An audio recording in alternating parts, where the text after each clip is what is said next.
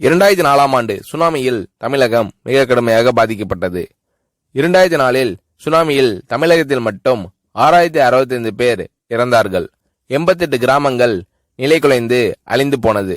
இந்த சூழ்நிலையில் அம்மா அவர்கள் எடுத்த நடவடிக்கையால் 10 கிராமங்களுக்கு ஒரு அமைச்சர், ஒரு IAS அதிகாரி, ஒரு PRO என்ற ஒரு குழுவை அமைத்து உலக வரலாற்றிலேயே இது போன்ற மீட்பு நடவடிக்கை இருந்திருக்காது என்ற அளவில் 3 நாளில் பாதிக்கப்பட்ட கிராமங்களுக்கு மின்சாரம் வழங்கப்பட்டது.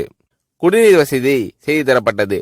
இந்த மின்னல் வேக நடவடிக்கையால் அப்போதிருந்த இந்திய ஜனாதிபதி அப்துல் கலாம் மற்றும் அமெரிக்காவின் முன்னாள் அதிபர் கிளின்டன் ஆகியோரின் பாராட்டுகளை அம்மாவின் அரசு பெற்றது. அழுத கண்களை துடைக்கும் கரம் கொண்டவர் அம்மா அவர்கள். ஆண்டவன் யாரோ ஒரு நபர் மூலமாக வருவார்.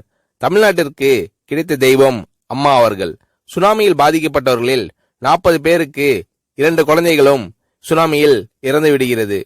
அந்த 40 பேரும் ஏற்கனவே கருத்தடை ஆபரேஷன் செய்திருக்கிறார்கள். பெற்றோர்கள் மட்டும் உயிர் பிழைத்திருக்கிறார்கள்.